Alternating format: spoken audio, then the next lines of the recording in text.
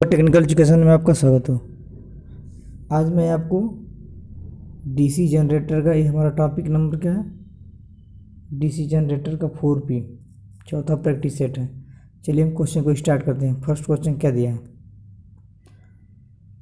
First question दिया है, ये DC generator is running in the 1200 RPM से दौड़ रहा है। फिर वोल्टेज रेगुलेशन इज 6%, जो वोल्टेज रेगुलेशन 6% है। When the at the run 1400 RPM, तो कर लिया जब 1400 RPM पर दौड़ा तो what is the voltage regulation, voltage regulation कितना होगा। देखिए जो E1 का जो यहाँ मान दिया है 6% दिया है, यानी 6/100 हो जाएगा। E2 का मान क्या है, निकालना है। जो ये दिया है An1 का मान है, जो 1200 RPM 1400 RPM क्या है, An2 का मान है। ये है An2 का मान। सबसे पहले क्या करेंगे हम, देखिए E2/E1 इजकल टू An2/An1, ये फार्मूला है। तो इसमें हमको निकालना है E2। जब E2 निकालेंगे, E2/E1, E1 का मान है, E1 जो दिया है ये 6%, मतलब 6/100, यानी 6/100 बराबर An2 का मान कितना है, 1400। An2 का मान दिया है 1400। An1 का मान कितना है, An1 का मान दिया है 1200। जो इसको E2 का मान निकाल रहे हैं तो E2 का मान कितना आएगा, 7%, मतलब 7/100, 7/100 इजकल टू 7%। एक और होगा, पहले की अपेक्षा इंक्रीज हो जाएगा, मतलब वोल्टेज रेगुलेशन होगा, ये क्या है 6% से क्या होगा 7% होगा, क्योंकि जो इसका 1200 से क्या है 1400 RPM हो रहा है, तो इसीलिए इसका वोल्टेज रेगुलेशन भी क्या होगा, बढ़ जाएगा, क्योंकि ये डायरेक्टली प्रोपोर्शनलिटी होता है। नेक्स्ट क्वेश्चन क्या है, नेक्स्ट क्वेश्चन है इफ AC वोल्टेज क्या था, AC voltage applied the field DC generator. अगर DC जनरेटर में AC वोल्टेज का अप्लाई किए गए हैं तो what is the happen output the DC generator. दिया है यदि DC जनरेटर क्षेत्र में AC वोल्टेज लागू किया जाए तो DC जनरेटर के उत्पादन में क्या होगा। जो DC जनरेटर का उत्पादन होगा उसमें क्या होगा, जीरो हो जाएगी, वो जीरो हो जाएगी, मतलब सी ऑप्शन सही है। नेक्स्ट क्वेश्चन क्या दिया है, नेक्स्ट क्वेश्चन इसमें दिया है विच is the following the DC generator is must part suitable in the parallel operation. जो पैरेलल ऑपरेशन होती है इसके लिए क्या लागू होती है। देखिए जब पैरेलल ऑपरेशन के लिए हमेशा होता है शंट जनरेटर की होती है। जब पैरेलल ऑपरेशन की बात होती है उसमें क्या होता है, जो शंट जनरेटर होती है, शंट जनरेटर सबसे अधिक उपयोग होती है, क्योंकि एक हमेशा क्या होती है, कांस्टेंट होती है, कांस्टेंट होती है, इसीलिए हमारे शंट जनरेटर सबसे अधिक उपयोग होती है।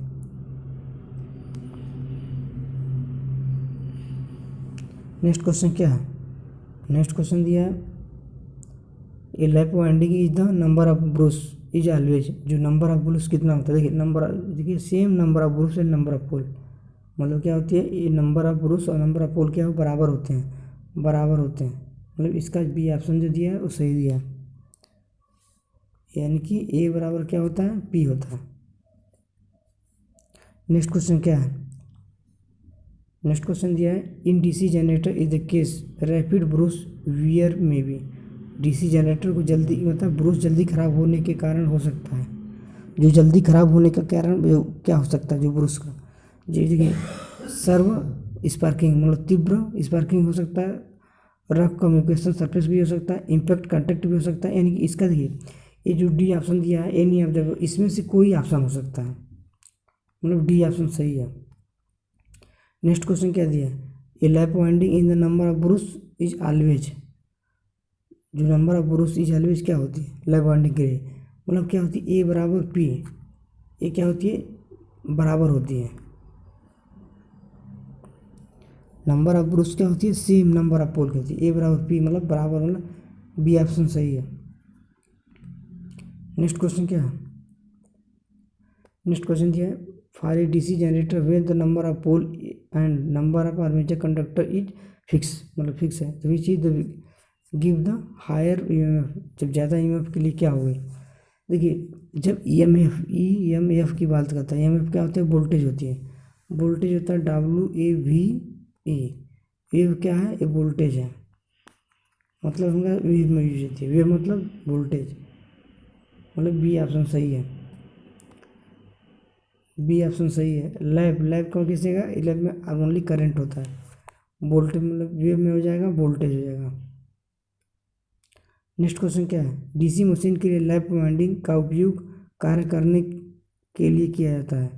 देखिए लैप वाइंडिंग का प्रयोग हमेशा होता है करंट को बढ़ाने के लिए, और वोल्टेज को होता है घटाने के लिए होता है, यानी कि निम्न होता है उच्च धारा, उच्च धारा और निम्न वोल्टेज, इसका सी ऑप्शन सही है।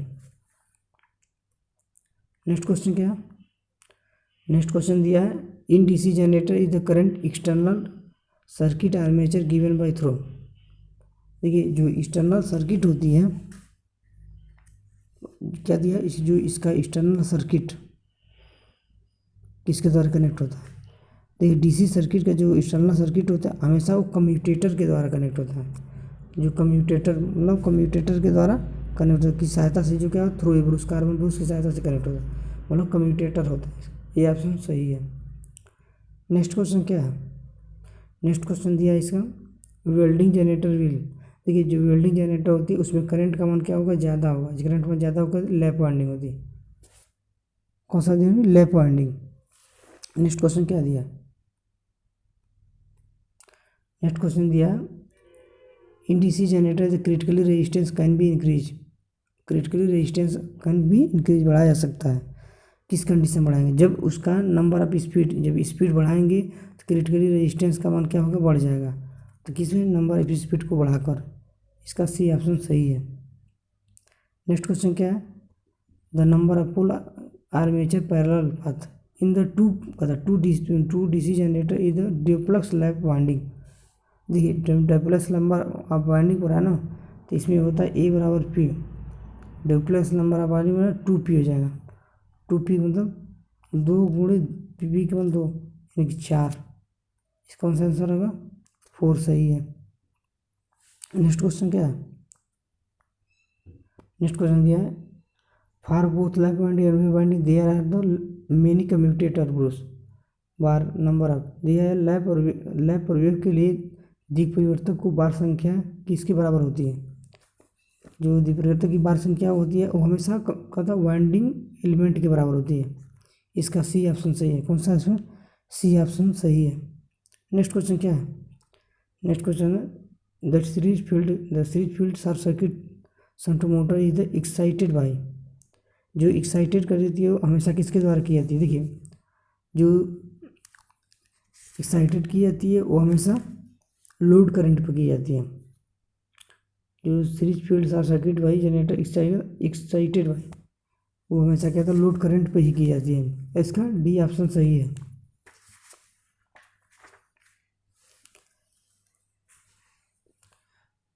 क्योंकि जो सीरीज फील्ड होती है ये हमेशा आर्मेचर के साथ क्या होती है, पैरेलल में कनेक्ट होती है, ये लोड के साथ ही एक्साइटेड की जाती है। नेक्स्ट क्वेश्चन क्या है, नेक्स्ट क्वेश्चन दिया है जो as a result armature reaction the reduce is the total mutual air gap DC generator approximately कितना होता है। देखिए ये हमेशा मेरा होता है, ये मतलब 5% के आसपास होता है, 5% होता है। नेक्स्ट क्वेश्चन क्या है, नेक्स्ट क्वेश्चन दिया है in DC generator is the following the could be effect of the iron loss स्पेक्ट छोड़ के, मतलब किस सिवाय होता है, किसका सिवाय होता है, ये हमेशा rise the temperature of the variation ventilating air के छोड़ का होता है, इसका डी ऑप्शन सही है। क्या होता है, इन आयरन लॉस कम क्षमता वाली टर्मिनल वोल्टेज, यह अत्यधिक विकल्प इंक्रीज टर्मिनल वोल्टेज को छोड़ के।